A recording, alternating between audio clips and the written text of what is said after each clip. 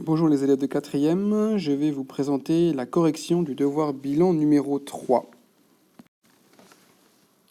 Alors pour l'exercice numéro 1, c'est un exercice qu'on avait déjà fait, donc sur le ratio.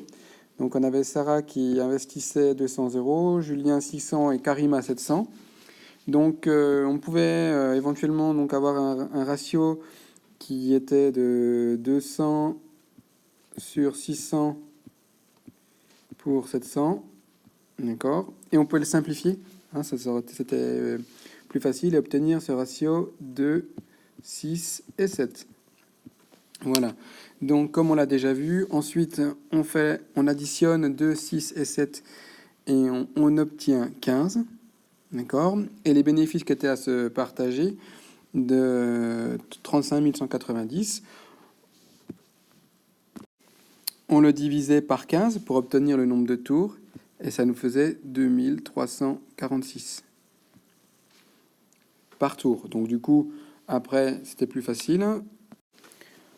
On faisait 2346 fois 2 et on obtenait 4692 euros. On faisait 2346 fois 6, on obtenait 14 076 euros. Et on faisait le dernier calcul, 2346 fois 7, et on obtenait 16 422. On pouvait éventuellement vérifier les calculs en additionnant les trois bénéfices pour voir si on obtient bien 35 190. Et ça fonctionne. Pour l'exercice numéro 2, donc nous l'avions déjà travaillé en devoir en temps libre. J'ai changé juste la valeur 9 là, pour obtenir une valeur un peu plus complexe pour AD, pour utiliser la racine carrée. Donc on utilisait dans le triangle DBC le théorème de Pythagore, on obtenait 6 cm, d'accord. Et on utilisait encore le théorème de Pythagore dans le triangle ACD, d'accord, pour obtenir 6,7 en utilisant la racine carrée. Voilà ce qu'on obtenait. Donc voici la copie d'une élève.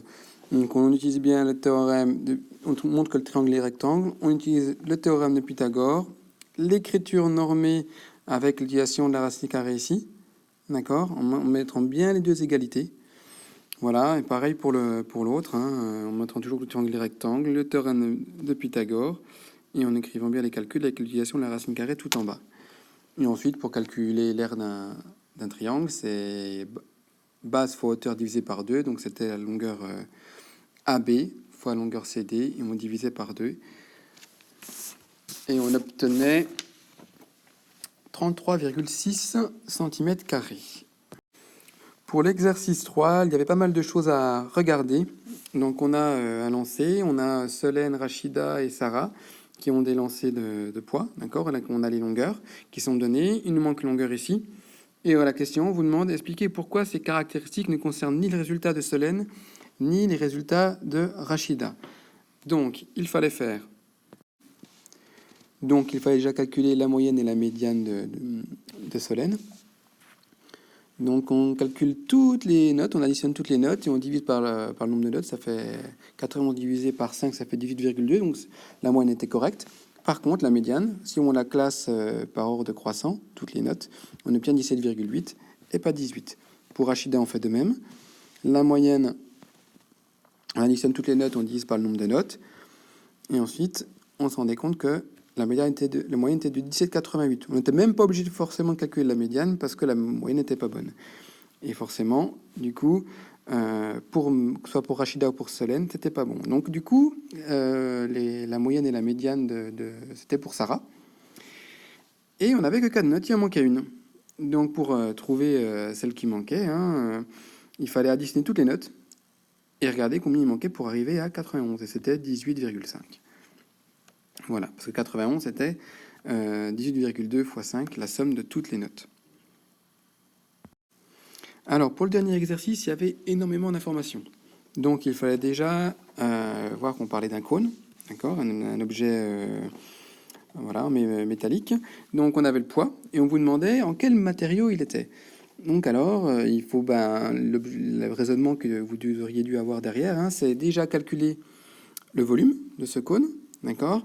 Et ensuite, en testant, en regardant un petit peu quelles différentes masses volumiques je peux utiliser pour vérifier les 2,286 kg. Alors, il y avait une petite chose à bien remarquer, c'est qu'ici, j'ai 10 cm, là j'ai 13. 13, ce n'est pas la hauteur, hein. D'accord? La hauteur du cône, elle est là, hein, ici. D'accord? Je vais peut-être la faire en rouge, vous verrez plus facilement. Voilà, donc ici j'obtiens un beau triangle rectangle. D'accord? Donc j'ai 13 pour l'hypoténuse. Et en fait, ici, dans cette longueur du bas, là, d'accord? Souvent, vous m'avez mis 10, hein, c'est pas 10, c'est 5. Hein, c'est la moitié, c'est le rayon qui fait 5. Donc j'utilisais le théorème de Pythagore dans ce triangle et j'obtenais ici 12 cm. Attention aux erreurs de calcul. Voilà. Et ensuite, je peux calculer le volume. Donc pour calculer le volume, hein, j'utilise la formule que vous aviez écrite sur votre anti-sèche. Ceux qui ne l'ont pas fait, bah, tant pis pour vous. Hein, il fallait y penser. J'avais prévenu. Pi, donc fois rayon, ça c'est l'aire de la base, fois la hauteur, et je divise par 3. Donc, alors, le nombre pi, donc faut utiliser avec la calculatrice. Donc le rayon, c'était 5 et pas 10. D'accord? Fois la hauteur que j'ai trouvée ici, en faisant mon théorème de Pythagore, que j'obtiens 12. Et je divise par 3. Et j'obtenais environ 314 cm3. Donc là, j'ai le volume de mon cône. Et maintenant, il va falloir que je trouve la masse. Alors, il y avait plusieurs possibilités de faire. D'accord? Je faisais un petit tableau, comme je vous l'ai montré maintes et maintes fois. C'est-à-dire, quand on parle de grandeur composée, on fait un petit tableau en mettant les grandeurs mises en jeu. Donc j'ai le volume en centimètres cubes. Et aussi, j'ai la masse en grammes. Voilà. Donc la masse en grammes, je l'ai déjà. Alors, c'était en kilogrammes, donc il fallait convertir en grammes. Ça faisait 2286 grammes pour mon volume. Le volume gelé, c'est 314. Et la masse volumique que je cherchais, d'accord? Alors, soit je regardais dans le tableau, je faisais des tests, en regardant aussi, voilà, on pouvait regarder qu'est-ce qu'il y a comme métaux gris brillant. Donc là, j'ai gris brillant, j'avais celui-là. J'avais celui qui était ici, j'avais celui-là. On aurait pu mettre jaune brillant éventuellement. Voilà, donc il y avait blanc, gris brillant, on aurait pu faire des tests. Ou alors, la masse volumique, qu'est-ce que c'est? Eh ben justement, c'est le volume pour 1 cm3. Voilà. Je faisais mon produit en croix et j'obtenais 7,28 ici. Donc, ce qui correspondait à la masse volumique de l'étain.